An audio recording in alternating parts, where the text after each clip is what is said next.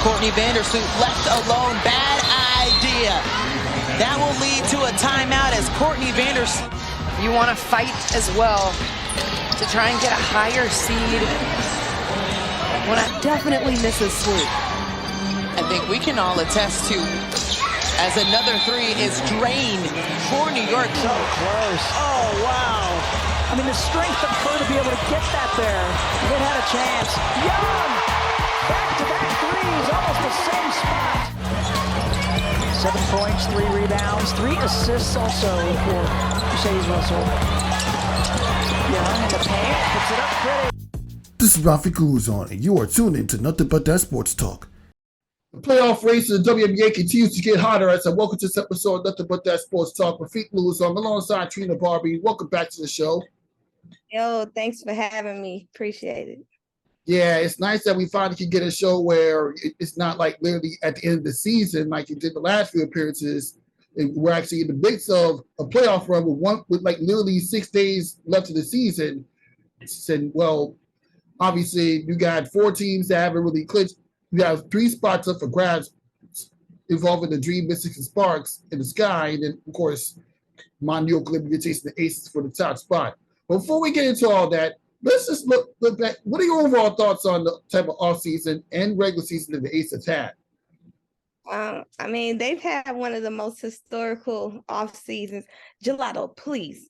They have one of the most historic off seasons in WNBA history, in my opinion. Like, to bring in the veteran leaderships and Candace Parker, Alicia Clark, like, I mean, that was big. That was huge for us. And I think people starting to see like the payoff for Clark. You know, of course, you know, Candace is out or whatever, but they got to see like for at the most part, like, you know, what really could have been, you know. So, and we're still hopeful for, you know, to see Candace in the playoffs. I'm praying that, you know, she can at least get in one series, you know, or whatever, whether that's the finals or semifinals, like, you know, I just hope that she do get to get on the court, you know, sometime this season left, you know. Exactly. And I got to give the Aces credit for the type of offseason they have, on top of what the New York Liberty did, because you continue to pick up from where you left off last year. And the way you guys played between Jackie Young knocking down shots, Asia Wilson bouncing back from the brief off nights that she had. I mean, going from 9 points at Barclays Center to not too long after that, getting a 53-piece against Atlanta Dream. I mean, you trade whole games with the New York Liberty with the one. I mean, when you don't count the loss of the Commissioner's Cup, everything that you really picked up from that banner right in your room. This Aces team is just so tough to stop. I mean, the only home loss you've had was a below average Los Angeles Sparks. But other than that, if you take out that one loss, you would have been undefeated going in September. I promise you that.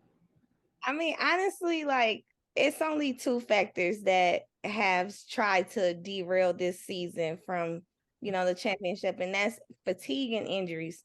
If we're healthy, I'm pretty sure we don't drop those 2 games against the Commissioner Cup and like probably one of those games in Brooklyn.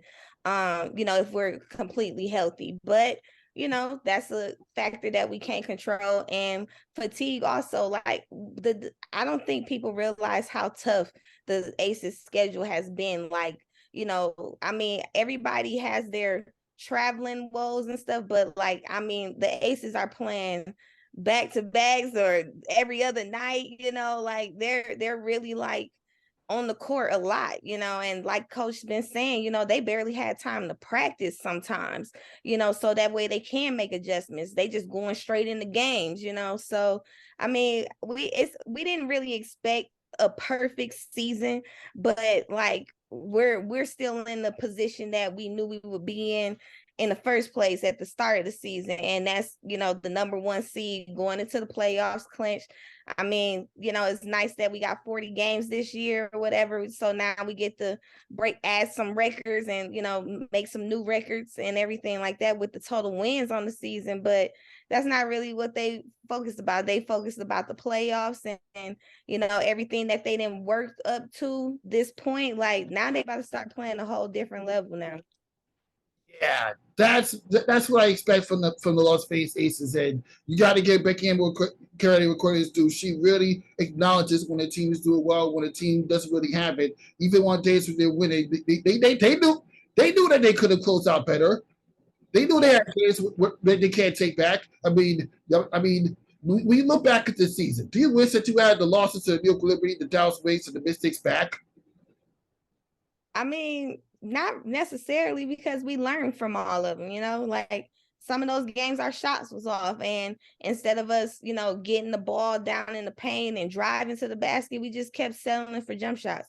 So, I mean, at the end of the day, like, it's our defense that has always been the main concern from get-go, that from coach and down to the players. Like, they know they're going to score. They know they might have off nights, but if they do what they got to do on defense, then, they're stopping the opponent from scoring, and they can overcome those bad shooting nights. But, you get caught sleeping against teams like that can get hot, they got other multiple all-stars on their team as well. You can't have laps like that.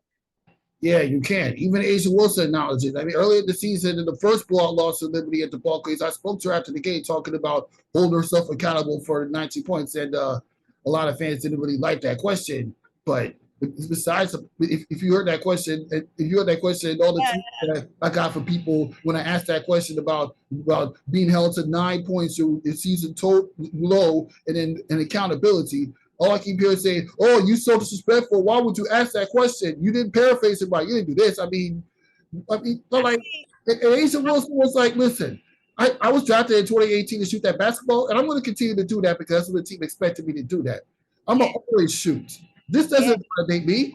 So when you look at that moments like that, like, what's that you're thinking about as somebody that's been covering the Aces for the past few years? I mean, like I said, people gonna have off nights. Ain't nobody coming out here dropping 25 and 15 every game, like only shooting 85% from the field. Like, that's not gonna happen every night. Like, there's human factors that play into and then the way the officials been calling games lately, like, that's also something that's a factor. Like, people just gotta relax, man. Like, they really like be taking stuff to the max on Twitter, man. That's gonna be crazy. But I mean, like I said, everybody gonna have an off night or whatever. We only get, so much time when we're asking questions and stuff. So, the delivery probably did come off wrong or whatever. But at the end of the day, she knew what she was trying to say, and she answered the question perfectly. Exactly. All we can do as journalists is just ask the questions when it need to be asked.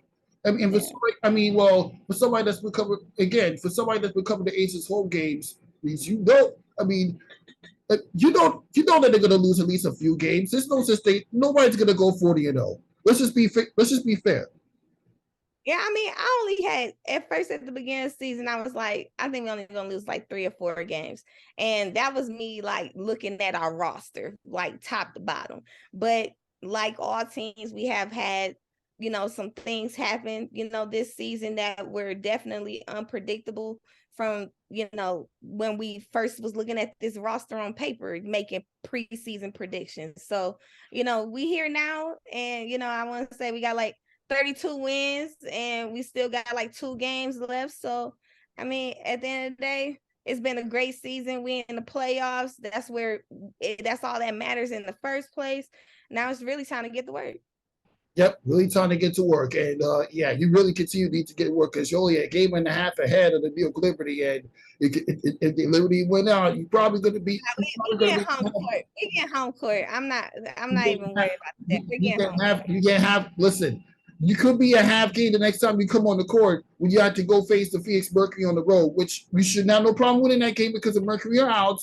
Diane Taurasi, he's getting old. Scotty Smith's been on leave. Aces, the Mercury, they missed the playoffs for the first time in over 10 years, so we understand that. But get it. But what are your overall impressions about the type of team that the New York Liberty have put together in the offseason and their ability and the talent discrepancy closing between themselves and the Aces? I mean, you can't really compare the Aces to the Liberty because the Aces players was all drafted there. You know, they and some came in free agency. So I mean, that's kind of like how we formed and build our team. The Liberty, you know, they kind of had some major signings, you know, in the off season. So, you know, it's not really the same, but you know, the Liberty really put together a really nice competitive team to, you know, contend for the championship. So that ain't nothing to knock from them. But at the end of the day, you know, the Aces is focused on who they about to face in the first round or who they preparing for the first round.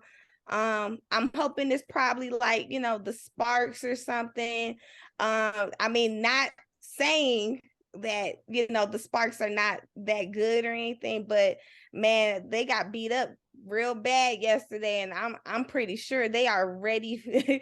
They're ready to call it. Like right now, if they just make it to the playoffs right now, that's a cheers for them because of the season that they've had, you know, whatever. But yeah, they got a lot of people down over there. But I mean, the rest of the teams that's at that low spot, Washington, Chicago, like, yeah, I ain't really trying to see them in the first round. Like, you know, Washington actually just got banged up a little bit yesterday too. You know, shout out to Christy Tolliver.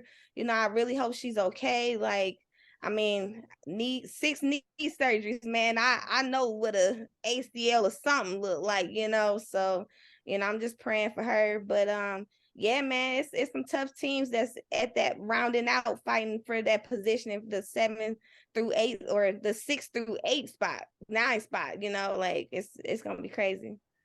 Yeah, it's gonna be crazy indeed. And well, if I'm an Aces fan, well, obviously, I wouldn't worry about who they face in the first round. Let's be honest, because Aces, they're almost. I mean, they only lost one time to the Washington Mystics, but the Washington Mystics also defeated my New Liberty, but that was the beginning of the season. And when they're healthy, we know they're going to be a threat to the Aces. They beat the Aces in 2019. Don't think in the second round. Don't think I forgot about that.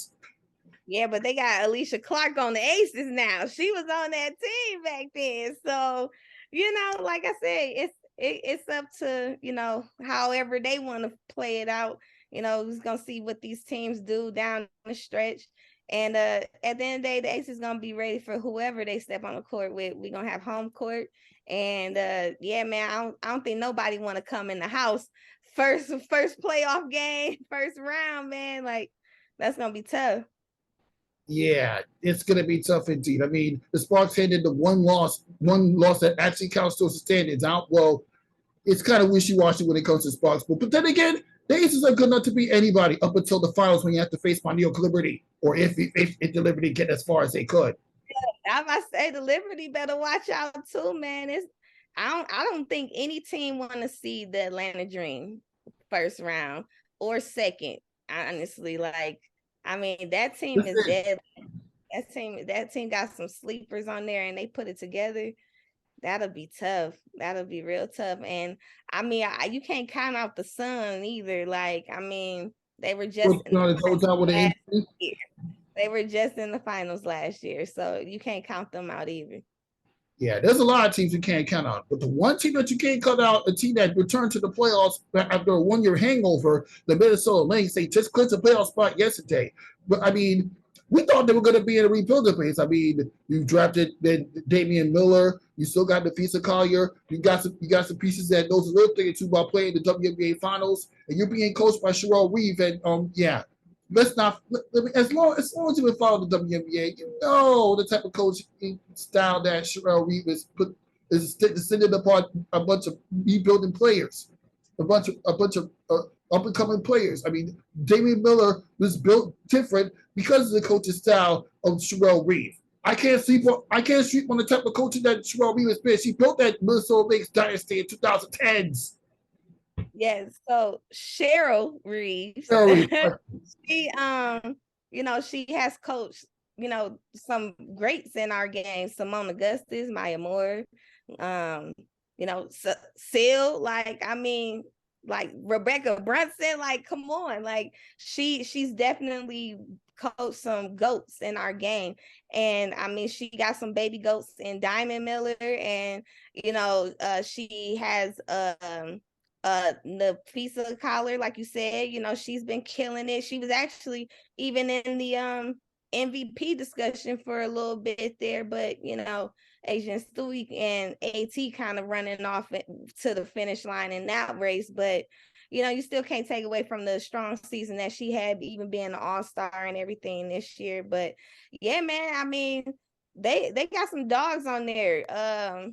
AP, man, like she been getting some more minutes lately, and like she's showing like she ready for the playoffs, man. Like I could definitely see the Lynx, if they come to play, they might actually make some noise.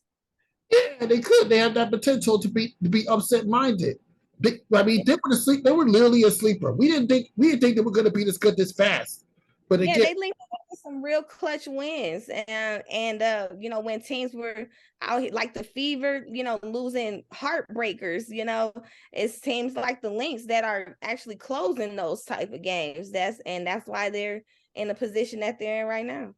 I mean, they may not. Yeah, exactly. They may not be good enough to beat our teams, but that doesn't mean we can't sleep on them. Yeah, and I don't know what people love about sports, but I mean, my favorite part is a good sleeper team. Like, I love when people least expect the team to do something and they shock the world. So I'm this playoffs is gonna be very exciting. I can't wait for the games, to actually finally shape out, and so we can see who's all playing who, and get back and make some more predictions, because I mean, I don't know, man. You can't get too comfortable. Those 1 through 3s, you can't really get too comfortable. Like some hungry teams at the bottom of the bracket. Yeah, we really can't. But I mean, I know we just went over this earlier in the show, but throughout the year, there's always this news buzz about the super teams and the New York Liberty, the Aces. In your opinion, how exciting would the Aces versus New York Liberty WNBA Finals matchup would be? I mean, it'll be what they asked for. I mean, every time the Aces have played the Liberty, besides the last game, it's been on Prime. So a lot of people ain't really seen the game or anything. So having the finals and it's being nationally televised, like that'll be huge. New York definitely brings their people with them when they travel. So I expect it to be exactly what the hype has hyped it all up to be. I mean, you can't ask for, a better ending to the story or to the script, shall I say. Yeah, you really can't. But just keep in mind when that finals happen, I'm going hard for my New York Liberty. No disrespect to the Aces. I'll be happy if you get another banner in the back of the wall right there. The 2022 banner. No disrespect. I wouldn't mind seeing Becky Hammond coach another championship for the Las Vegas Aces. They can break history. As much as I like to see that history of back-to-back championships for the first time since '02 that finally accomplished, my New York Liberty will be the one to win it. Okay. Well, if y'all there, don't be playing dirty. Play straight up. Come hoop. Yeah, we'll come to hoop. But yeah, now that we're done with the WNBA conversation, let's just focus on the Las Vegas Aces. Now, Las Vegas Raiders, excuse me. Now, the Raiders had a pretty interesting season. I mean, they weren't that good. A year ago when you came on the show, they had that overtime loss against the Arizona Cardinals, but from that point on, they weren't that good, but they did pick up some good wins, which I will get into later in the show when I give the win-loss predictions. But what can you tell me about the Las Vegas Raiders based on the way they prepared this going into the season? Well, I mean, they got a woman in office, making some decisions up there. So, she's definitely been adamant about, winning this season and having a winning season. The coaches have made some moves that they feel, will produce that. And we got a new QB, Carr's gone.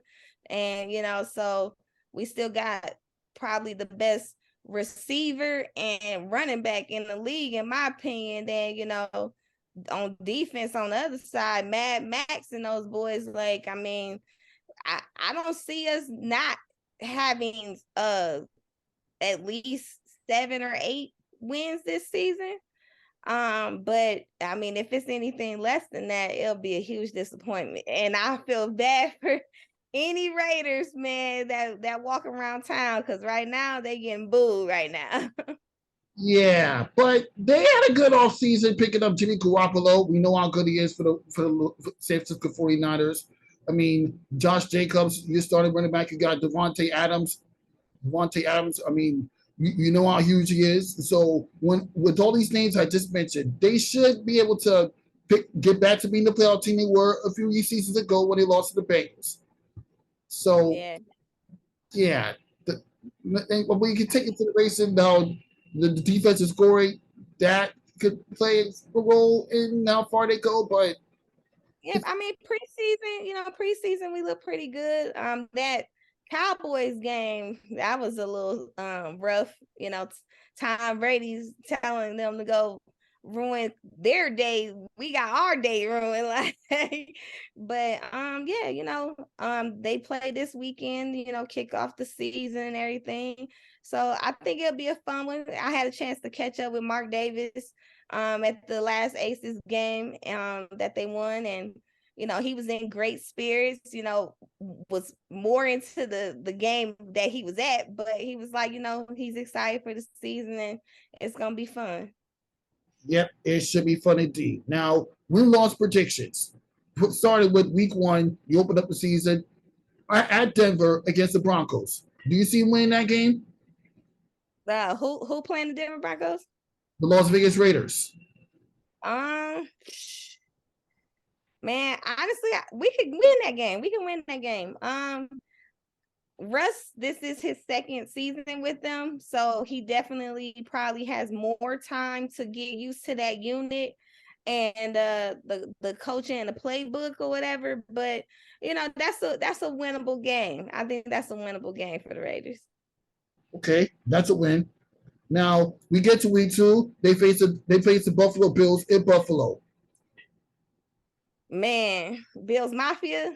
I'm sorry, I can't go against the Bill Mafia, man. Like that's you already know. That's probably gonna be one of the teams that's contending for a Super Bowl for sure this year. All right, fair enough. You have your home opener against the Pittsburgh Steelers. You see him win that one? I do see us beating Pittsburgh. I do. They still, they don't have a rookie quarterback, but he's a sophomore this year, so he may be a little more comfortable, but yeah, Raiders vets on D. Yeah, I think they're gonna make it miserable for him. Yeah, you got interesting points. That's the point. Then you go back on the road against Los Angeles Chargers. Let me just say, you guys have a tough schedule to start off. Yeah. I mean, all those teams you named literally could be in the playoffs. Like seriously. The Rams though, I mean, wait, you said the Chargers? Yeah, they're facing the Chargers. Oh, I thought you said the Rams. Well, that's a rival game. So, I mean, hey, their quarterback just got the bag. So, I know he's going to come out with a strong game to prove that he was worth the money. But I'm going to take the Raiders on that. They gotta go to LA and show that they still run things when they go out there. Jimmy Garoppolo is accustomed to playing in the West Coast, so yeah, got that going for you. At home against the Green Bay Packers, led by Jordan Love, not Aaron Rodgers. Yeah, I ain't seen Jordan Love take an NFL snap yet, so I ain't betting on nothing. I'm taking the Raiders all day, because until he show he can play in a real NFL game, I need to see it. Make me a believer, because Aaron Rodgers didn't believe. Yeah, I can only imagine. Okay, week 6 against New England Patriots. Before you make it, you remember what happened last year? I mean, like how much you enjoyed beating the Patriots the way you beat the Patriots last December? I mean, you got Patriots fans that came to the game and was heckling people, but I mean, and I think it's gonna be a great game. You got me going against my boy Mac Jones from Alabama. Roll Tide forever. But man, he's still learning He's at too. home. We're at home, and Mac Jones still learning too. And Bill Belichick, he's still a GOAT, but I think we can pull one over on him. I think we can get that. Yeah, you probably might win. Just don't expect a messed up lateral play like you did the last time you beat them. Because if you listen to my episode, me and my co-host did last year, a couple days after that dumb lateral play when the dude tried to throw the ball back to Mac Jones, and then Mac Jones even pull off a lazy tackle and let the dude just run off for a touchdown. What was that? I mean, it was that was a business decision for the Patriots. Las Vegas Raiders fan that you are. Listen, that was a business decision. That man said, I am not risking my life, my career, this game for that ball. Like, seriously, if he would have tried, man, they would have ate him alive, man. So, hey, 6 points, 7 points, that's better than me, being out for 6-7 weeks. Yeah, you enjoyed that win. You really enjoyed it. So yeah, you probably pretty much have a win in that game again. But don't expect them to pull off a lateral. But don't expect the Patriots to pull off a lateral mistake. You're being coached by Bill Belichick. I don't expect the New England Patriots to make that dumb mistake again. I don't expect that. Yeah, nah, I don't think we're gonna get that lucky. But defense might make it. I loved our defense, honestly. Our defense excites me way more than the offense does sometimes. And so I don't know. I don't think nobody really want to see the Raiders defense this year. Yeah, including the Chicago Bears. You playing week 7 on the road in Chicago. Do you see winning or losing? Oh, that's going to be tough. We got to contain Justin Fields, man. We can't let him run like 200 yards on us and then throw for another 150. Like, I mean, that's gonna be tough, but I think we could get it. We just need to not turn the ball over. If Jimmy is healthy, still going into week 7 and 8, our offense should definitely be very stout and everything. Like, we should be putting up numbers and everything. So against the Chicago Bears team that's still technically rebuilding, yeah, that's a dub. All right. So you start off. So that leads to about a 6-1 start. Not bad. Yeah, it's doable. It's doable for real. They gonna really get to see what they made of when they get to Buffalo, though. They really gonna get to see what they really made of there. Yeah. Next up, you're gonna face the Detroit Lions at Detroit. Well, we don't know what type of Detroit Lions team we're gonna get, but assuming we get the same Detroit Lions team we saw last year, do you see them winning that game? Hey, man, I ain't never been a Detroit Lions fan since Barry Sanders and Megatron been gone. Like, but the Lions, they improved themselves. They roaring now. They not meowing like they have been in the past. So that's gonna be a tough game going in there. The Lions do have a history of not finishing games. They'll come out, go up 28-0. And then let a team come all the way back in the fourth quarter or something, So, oh man, I'm gonna say the Raiders lose that game. I'm gonna say they lose that game. It's they feeling themselves a little too much, and they go in there against a team that is probably having a hot start to their season too. Got an interesting point. I mean, it's going to be tough to win out there. Now, week 9 is pretty much a homestand against both New York area teams. First off, my New York Giants. Do you think you can beat my New York Giants after the season we've had last year when we got past the Minnesota Vikings in the first round? Man. You don't think even with you guys home field advantage? Did y'all give Saquon his money? Yes, we did. Oh, okay. Then y'all got a chance then. Y'all got a chance. I think that's gonna be a close game. Yeah, I'm gonna take the Raiders on that one. Yeah, okay. You got the Raiders with it. Yeah. I had a special guest. I had a special guest a couple of weeks ago who was a huge New York Giants fan. She actually picked the Las Vegas Raiders. She actually picked the Giants to beat the Raiders. So just keep that in mind. Just keep in mind, that game might not be. And I got another friend right here who came on the show a couple weeks ago. I think he picked the Raiders. I think he picked the Giants to beat the Raiders too. So just keep that in mind. Just keep that in mind. So it's not going to be too easy. Yeah, they gotta come play. After that, you don't just because you don't get to break from Aaron Rodgers. You got to face the New York Jets in Week 10. Man, in New Jersey?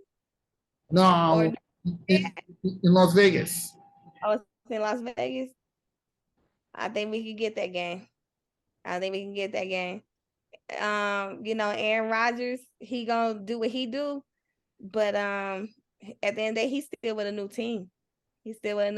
And they might have some early season success, but then you really start seeing things falling apart when things aren't going so good. So see how they do against a little adversity on the road against a hot team like the Raiders, and I'm picking the Raiders for that one. Okay, fair enough. Week 11 on the road against the Miami Dolphins. Man, did the Dolphins get Taylor? Yeah, they kept Tua. No, did they trade for Jonathan Taylor from the Colts? I believe they did. Yeah. Oh man, I don't know. Miami's tough then, because Jonathan Taylor is top 3 running backs in the league right now, and Jacobs is top 2 and not 2. Like, so yeah, man, I don't know. That's a toss-up game. I'm gonna say Miami scores in the last, score last minute field goal to win the game. We end up losing off a last minute field goal. Actually, I'm lying. Jonathan Taylor's not on the roster, but yeah. Okay. All right. So he not. All right. Well, I'm gonna pray and assume that Tua is healthy. The cheetah is healthy. I'm still going off the field goal, the last minute field goal for y'all to win. So you had them losing to the Dolphins on the road. Yeah. Okay. Week 12. Okay, Week 12, you got the Kansas City Chiefs at home. We know the Kansas City Chiefs. What's the confidence level that you're gonna get that you're gonna win this game against Kansas City Chiefs at home after the year all I want to do is see them come compete. Like, the Kansas City Chiefs is defending Super Bowl champs. We already know that they all know what to do over there. So we just gotta actually come with a game plan and execute, get them off the field, keep them off the field, and we could pull off an upset. I'm calling for the upset because last year Mahomes was talking that trash, man. And they ended up winning it, but still, we was winning at first. Okay, so you haven't beaten the Chiefs at home. Yeah, upset alert. Let's go. Let's get it. That's fair. Okay. Week 13, you're on bye week. Week 14, you got the Minnesota Vikings at home. That's a dub. I think they lost Cook. Yeah, Dalvin Cook plays for the New York Jets now. Yes, it's over. Cause Kurt, the only reason why you was able to get the ball off, man, was because people thought you was gonna hand it off on that play action, and then you throwing it down the field to Jefferson, or just wait, who out there? Who's the wide receiver I'm thinking of? I want to say his name is Jefferson. Hitchinson. I believe his last name is Hitchinson or something. Yeah. It's a dude that I want to say he went to LSU. Dang, I'm having a brain fart. But he is really good though. He's really good. He always hitting the gritty and stuff too. Dang, I'm mad I can't think of his name. But yeah, Talking about the wide receiver. You talking about the wide receiver? yeah. Justin Jefferson, Jordan, NBC. Oh, Justin Jefferson. Okay, I was right. Yeah, yeah. But still, dub Raiders. Let's go. Okay. All right. Okay. You pick him to week Raiders. Okay. Week 15 against Los Angeles Chargers at home. And it's on Prime Video on Thursday night, by the way. All right, so we done already went to LA and showed them who's boss. We ain't letting them come up in here and get no wins. So let's go, Raider Nation. Okay. Kansas City Chiefs on the road against the Kansas City Chiefs, week 16. Do you see winning that game at Arrowhead? We getting waxed. Because we didn't already beat them, so now they mad. They mad and they about to be 45 to 3 or something. Okay, that's fair. On the road against the Indianapolis Colts, week 17. The Colts barely got a coach. They got a running back that don't want to be there. They don't have a quarterback. Raiders. Okay, that's fair. Week 18 at home. Week 18 at home against the Denver Broncos. Man, dub. I'm calling it dub. I don't see Russell and them really getting it together again this year. They're gonna be mad. They need more pieces over there. Mm-hmm. They still need more pieces. That puts them at that. Well, if the record goes your way, that puts them at about 13-4. So, geez, you picked them to be 13-4. That's pretty solid. I mean, I'm not saying the Raiders can't do it when we have Jimmy Garoppolo as your quarterback, and Jimmy Garoppolo made the 49ers is part of the reason why the 49ers were in the Super Bowl not too long ago. So, I mean, when he's healthy, Jimmy G can play. He can ball. But we are concerned about himself. But I mean, he looks good out there, right now. So I don't see nothing stopping that record from coming true if everything's great. We got everybody healthy. But if we get a couple people banged up, yeah, we might drop maybe like two or three more of those games. Yeah, I'm just gonna be happy in the fact that you made the prediction, and you might be right. I mean, 13-4 is a possibility. Consider it the approach you have. I mean, you might be my New York Giants. You may not be the New York Giants in week 9. All the other opponents I just mentioned, well, if Jimmy Garoppolo keeps his head in the game, you should be able to have a good season. I'm not hating. I'm really not. Yeah, we gonna see what happens. I'm pulling for him against them Giants though. Like now, just so I can come at you and say, what happened with your boys. Don't worry, I'm gonna bring you back. Don't worry, I believe. Let's see, when's that game against the Giants? November 5th. Don't worry, I'm gonna bring you back when we get one the elusive Liberty versus Aces final WNBA Finals matchup, which is supposed to be the start to the rivalry, comes to fruition. Yeah. I wish y'all luck in the playoffs.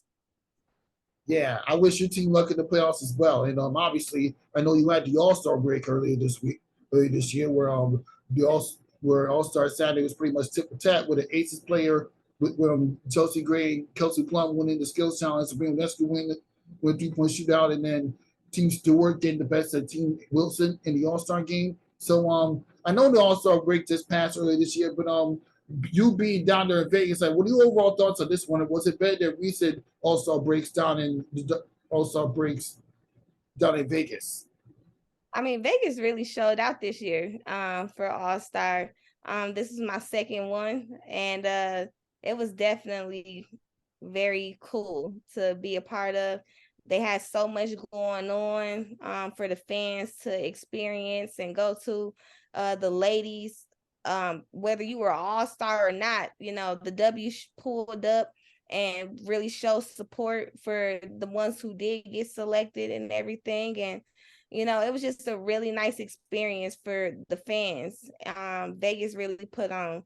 And as far as the game itself, these ladies did not care about that game. Like they was out here, probably not even sleeping half the time, between events and partying. So hey, that's what All-Star Weekend is about, just making sure we put on a show, making sure these ladies have some time to like let their hair down, let loose, kick back, catch up with some other ladies of the league and everything, had a friends, family come out here and see them on this platform. It was just beautiful. It was a great thing to be a part of. Yeah, I mean, I could only imagine being down there. I mean, at least I got to interview some players during the Zoom calls, but because I could only imagine how intense that the WNBA All-Star covering the WNBA All-Star could be, even with the media, even with the game as it was. It's still elated that we got to cover it. Oh yeah, media was definitely crazy. I mean, you got people that is coming here from all over the place. I got to finally meet Pepper personally. That was really cool. Talk about the young girl, man. Pepper Person's phenomenal. Yeah. Yeah, I saw her in person at the Liberty game I went to against Landream, and I met her. I saw her again at my first WNBA draft I covered in real life. Okay. Yeah, that's cool. Yeah, she's dope. And Ari pulled up, so that was cool. They did a WSLA magazine cover where Miles Ehrlich, B. Terrell, Christina Williams, and Tarika Foster Bradley. Shout out to them for the work they put in to put with that little that WSLA magazine with the champion with the Asian Championship team. Did you pick that up? Yeah, I got 4 of them on the dresser right now. Please make sure you print a copy of it and post it on the wall right next to that championship banner. For sure, put it in the frame. I got you. And now up in this episode, nothing but that sports talk. Thank you so much for stopping by, Trenia Barbee, and I hope you get to continue having more conversations like this as the rest of the regular season and playoffs roll along. Yeah, man, absolutely. Thanks for having me. And to all the ballers out there, we'll see you next time.